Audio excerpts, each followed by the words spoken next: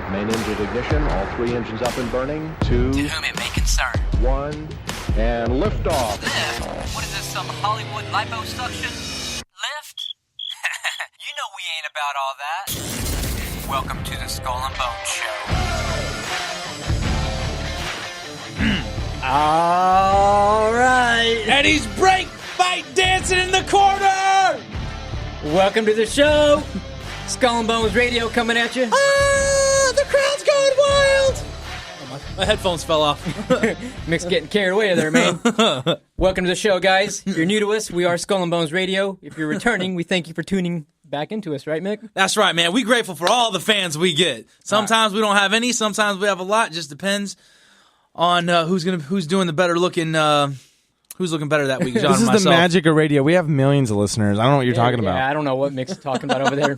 As I mentioned, we are Skull and Bones Radio. Make sure you check us out, skullandbonesradio.com, on iHeartRadio, Skull and Bones Radio. Mm-hmm. We got social media, right, Mick? Oh, yeah. It's real easy. If you know how to spell... I'm about to sound stupid. If you know how to spell skull and the letter N in bones and radio, you can find us. Skull and Bones Radio on the Facebook, the Instagram, and the, what's the thing? Twitter. There you Twitter. All social medias. All right. That's right. I am the one and only Jean Perignon. I'm joined by the luscious, black-haired, long-haired Mickey 3 Jammersfield. Did you ever think that maybe there's more to life than being really, really, really ridiculously good-looking?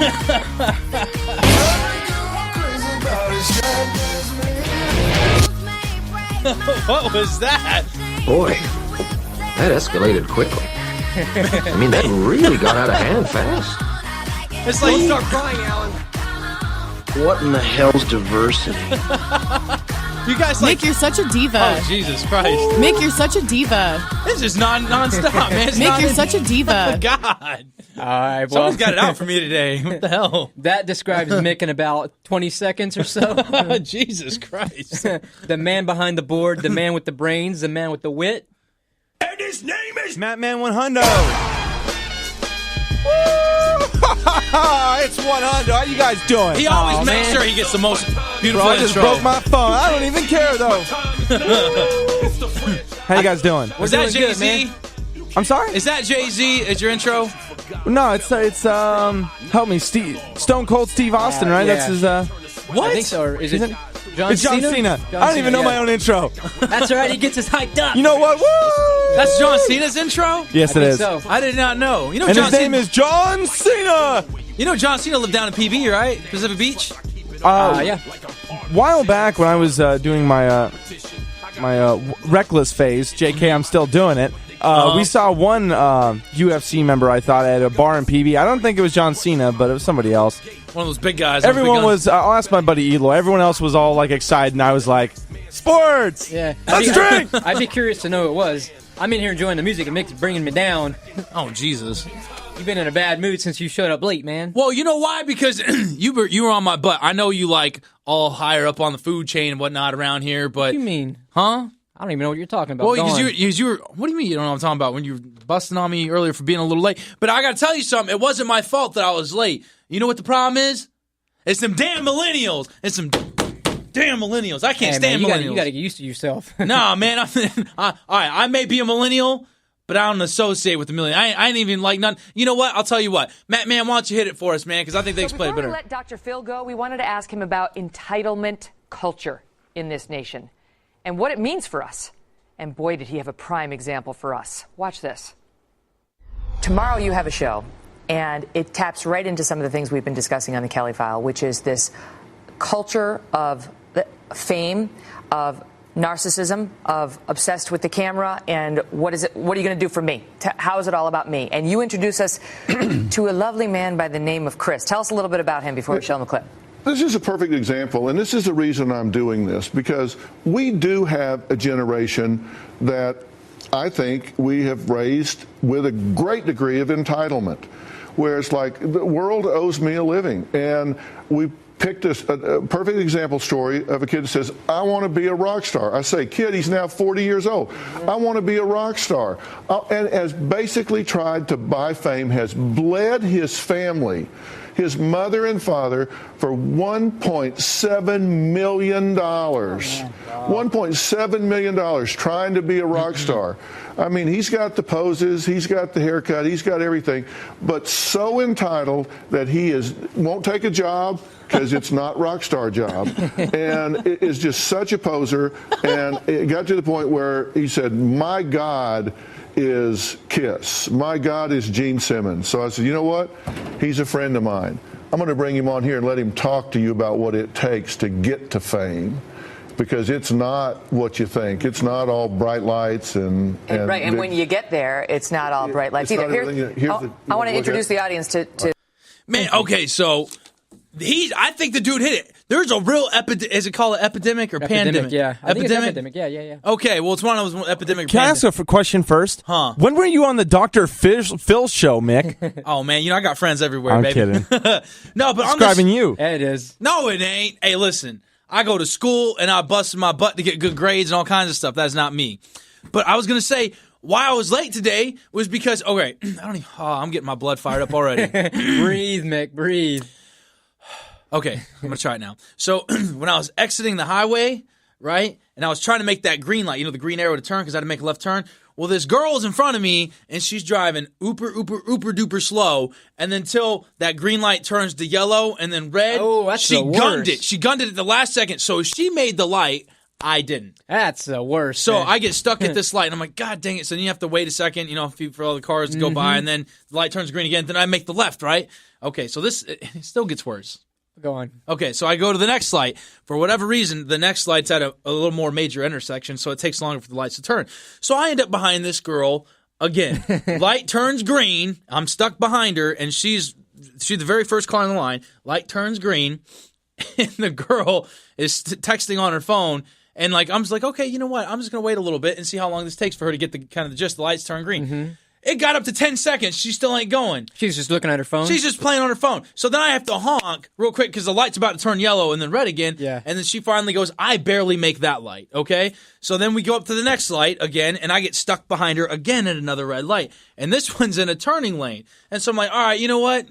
This girl's going to get it. This girl's going to get it, right? So the turning lane turns green. She's still not going. And this time, I ain't got no time to mess with this. I'm going to be late for work. So I honk at her. She's not moving. As I'm honking at her, it's all, and she throws her hand up give me the hold on a second sign with her hand through the rear view. Give me a second, I got to finish this text before I leave. I'm like, what? Dude, I'm losing my mind. I really am. I'm losing my mind at this point. And then she guess what happened? The light turns yellow and then red, and she guns at the last second. So she makes it. That's messed up. Finishes her text. She was doing it on purpose. Oh, I think so too. But she's a millennial. She don't care. She finishes her text, guns the light before it turns red. But I'm now stuck at the turning lane again. So she got me stuck at 2 red lights. I couldn't believe the nerve on this girl. I'd have given her a little fender bender. Oh, dude, you know what? I think if I wasn't scared of a lawsuit, I would have. Because they got those stupid camera lights up there. Yeah, so teach her a lesson, though, man. She's got to learn she can't be doing that to people. But you know what sucks, though, is if I'd have done something about it, I'd be getting in trouble. If I gave her a little fender bender or something, I'd be getting in trouble for it. But there's no one there to put her in check. So you think she was just okay, I'll move at my own speed. I'm in the middle of my own conversation here. Yeah. And this schmuck behind me can wait. Yeah, absolutely. She didn't care. She did not care what the rest of the world was doing. Whatever conversation she was having was the most important thing in the world. Now, someone's probably going to say and comment later oh, Mick, but you don't know. Maybe her mom's in the hospital or maybe her sister's having a... I don't care. Dude, for real, if you gotta have a phone conversation and text message, pull off to the side of the road, man. You know what I'm saying? Do whatever you gotta do. Just get out of everybody else's way because at that point now you're a danger to everybody else. Yeah, not to mention at this point now it's illegal to be on your phone. Hell yeah, driving in California. Oh, I'm with you on that, man. Oh, I kind of want to become a cop just so I start busting people left and right. That'd be ruthless. I think mine is I've seen people walking across the crosswalk or in the Walmart parking lot, right? Just looking straight down at their phone. And I remember the other day I was at Coronado. And they've got this little outdoor patio bar, and this girl is walking on her phone, right? And she's walking to one side of the road, and the other side of the road, there's an older lady who's walking towards them. So, it's almost as if they're walking towards each other. Right, yeah. So the old lady, she's walking next to her husband, and this young girl is looking down at her phone, walking across the crosswalk. And the old lady just kind of stops, and she's looking at this girl walking towards her on her phone. Oh, really? And the girl almost runs into her, you know? Jesus. So the old lady just kind of steps to the, she steps to one way so that the girl can walk between her and her husband. Wow. And the whole time the girl's just on her phone, and she looks up, and I don't know, you could just see that, I couldn't hear what was going on, but I could tell based off the body language. Sure. That the old lady was just kind of like, yeah, no, go ahead, do what you got to do. You're not being rude or anything. Wow. And she's just on her phone walking across the crosswalk. I do think that's rude. I think that's rude as hell. Mm-hmm. I think if you're going to be in public amongst other people and function amongst other people and you're going to stick to your phone, I think that's the most rude thing you could do. And this girl was definitely a millennial, so, I'm sure she was moving at her own speed, doing her own thing, her own conversation, and just stuck in her phone. You know what, too? I want to add on to... Okay, Matt got something for us. What you got for us, Matt, man? I know you got... He looked like he's been trying to tell you 5 something. minutes, man. I can't give you no cues. Oh. But no, I do have something for you, though. Okay. My pet peeve when it comes to millennials, which I am a millennial, unfortunately. Well, we all are, but... Yeah, I guess. When does millennial end again?